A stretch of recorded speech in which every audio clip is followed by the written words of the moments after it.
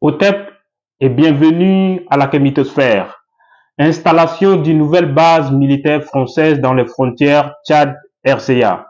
Tchad, pays traître. Tel est le thème sur lequel nous allons nous entretenir ce soir. Du moment où les pays comme le Mali et le Burkina luttent de toutes les énergies pour dégager hors de nos pays et notre continent l'armée d'occupation française, c'est le Tchad, ce traître et collabo qui accueille sur son sol les troupes militaires françaises. Père Médou, de l'égyptien ancien, signifiant maison de la parole, est une plateforme à travers laquelle nous vulgarisons les humanités classiques égypto-nubiennes, les idéaux du panafricanisme et de la libération de l'Afrique en général.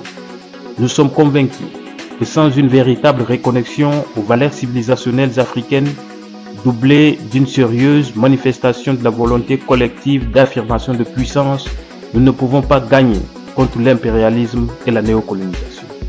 Nous n'incitons pas à la haine raciale, mais faisons par contre un travail de devoir de mémoire et de restauration de la vérité historique pour l'équilibre de l'humanité. Pour ceux qui ont une bonne mémoire, on se souvient de ce jour du 13 janvier 2021 où le ministre de l'Intérieur et de la Sécurité de la RCA a présenté à la télévision nationale un mercenaire de nationalité tchadienne, pris arme à la main, non loin de Bangui. Le monsieur ne parlant ni le français, ni le sango, mais que l'arabe tchadien avoue être de nationalité tchadienne. Nous avons devant nous un des guerriers de ces assaillants. Nous avons parlé des étrangers ce matin. Voici un exemple qui est là, qui ne parle ni sango, ni français, qui est armé et qui a tenté de franchir la barrière de PK12 ce matin. Le voici entre la main de vos forces de défense et de sécurité. Et voilà, il est là, il ne parle ni sango, ni français. Pour qu'il se présente, j'ai un brave centrafricain qui parle sa langue, qui va l'interroger et il va vous répondre pour vous dire exactement d'où qu'il vient. Allez-y. Salam alaikum. Salam. Gamet min wen? Ana gamet min Kumra. Min Kumra. Kumra. Le tenant, le londo, n'a pas été Kumra là, le gars. Sango Tafa. Le Inga Sango Pe. C'est bon. Vous voyez, c'est un exemple. On vous le dit, la justice va faire son travail. La justice va faire son travail. Il est présenté là pour que chaque Centrafricain mesure le poids de ce qui est en train d'arriver. Mesure le poids. Comme il le dit, ils sont nombreux. Ils sont nombreux. Et c'est la famine, la faim qui l'a poussé à venir quémander. Et voilà. Donc, Centrafricains, ne donnez pas de l'eau. Vous êtes trop gentils, trop hospitaliers. Ne donnons pas de l'eau à n'importe qui maintenant. Il n'y a que la famine et nos aïeux qui vont nous les dénicher. Et on va les prendre. Il faut avouer que le mercenariat fait partie des activités mafieuses que le régime de Déby, père, en a fait une de ses activités très lucratives. Et j'invite ici la population centrafricaine à pouvoir différencier l'État tchadien qui au sommet est piloté par une poignée d'hommes et les citoyens tchadiens en général. Et en tant que peuple africain d'une même zone géographique, d'une même zone appartenant à une même communauté, qui est la CEMAC pour commencer, je crois que nous devons faire des nuances pour ne pas que nous nous retrouvons en train de faire des guerres qui n'ont pas lieu d'être. Parce que nous sommes sous la manipulation des hommes politiques qui ne pensent qu'à mettre de l'argent dans leur poche. Je vais vous raconter mon histoire. En 2016, nous étions à Yaoundé, dans une université panafricaine. On était sélectionnés de partout l'Afrique. Et donc, mon ami de nationalité centrafricaine, sa maman était malade et elle est venue se faire soigner à Yaoundé. Et c'est un ami, c'est un frère. On est allé visiter sa maman malade. Et dans les présentations, chacun de nous donnait sa nationalité.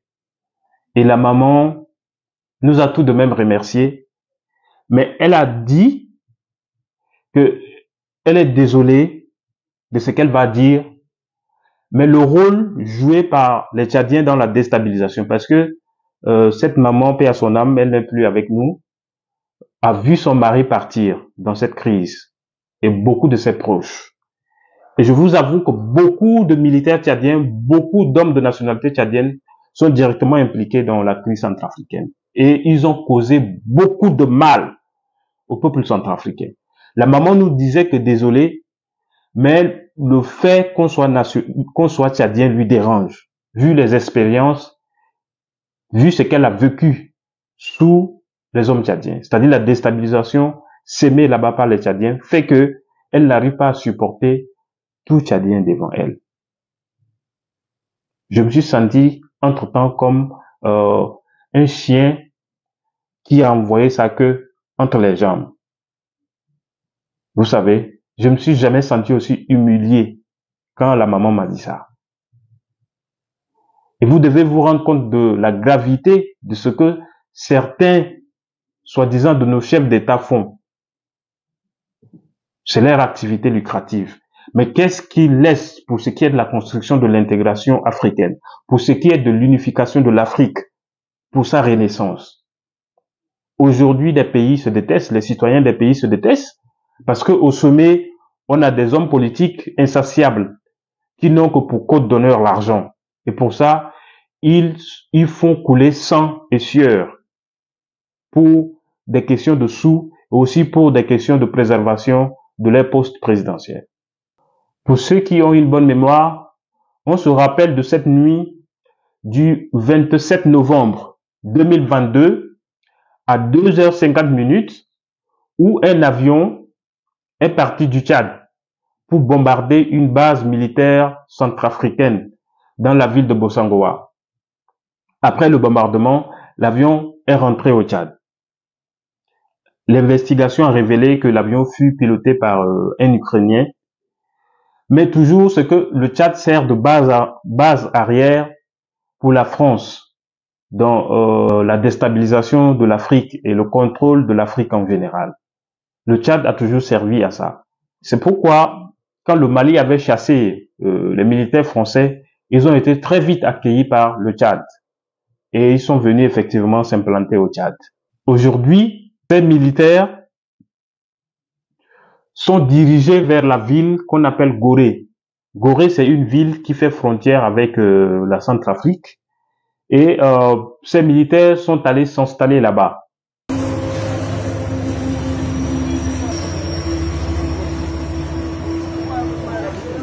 Hein? Allô? Non.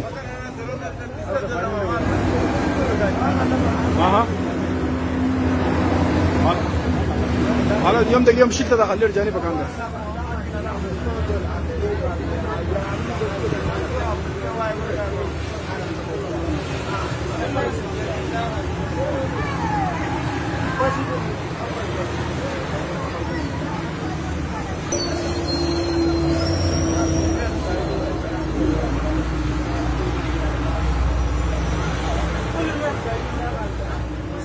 عايزين سوا كده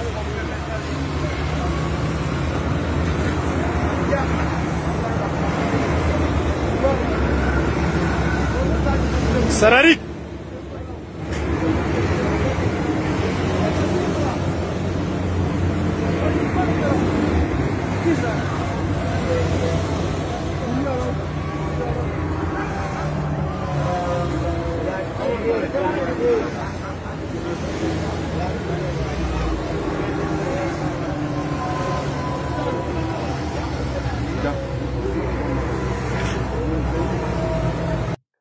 Nous savons combien de fois la France s'est impliquée pour faire tomber le régime de Touadéra.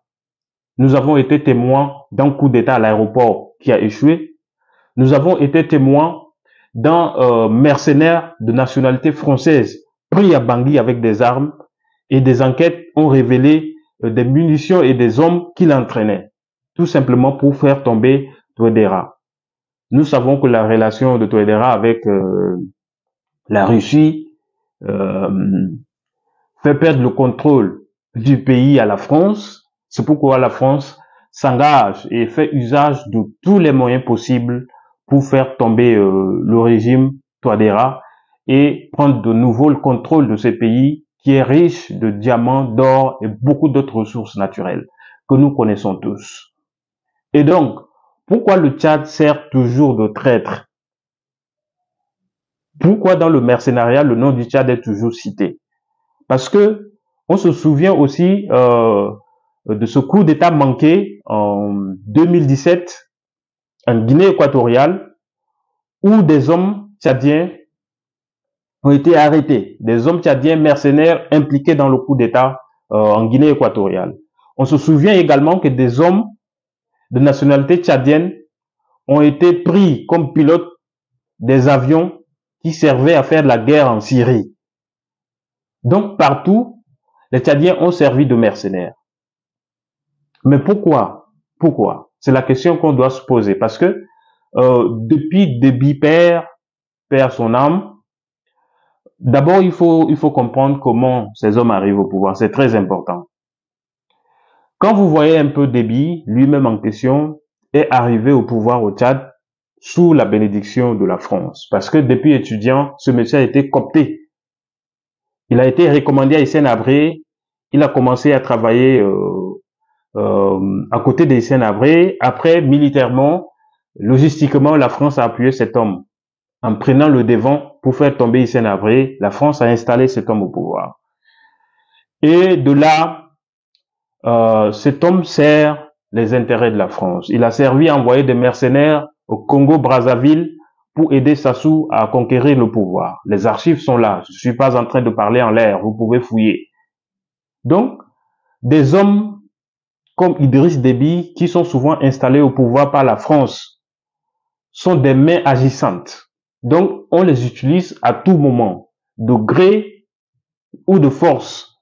Ils sont utilisés pour servir les intérêts de la France.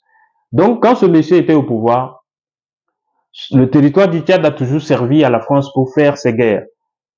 Quand il est question de contrôler la Centrafrique, quand il est question d'envoyer des mercenaires pour déstabiliser ce pays, il suffit que la France claque le doigt et Déby se met à servir. C'est pourquoi, à tout moment, les mercenaires sont envoyés depuis le Tchad pour aller déstabiliser ce pays. C'est un pays frère. C'est un pays très riche. Et j'aime les Centrafricains. C'est un peuple qui, en temps normal, doit nous montrer la voie de l'intégration africaine.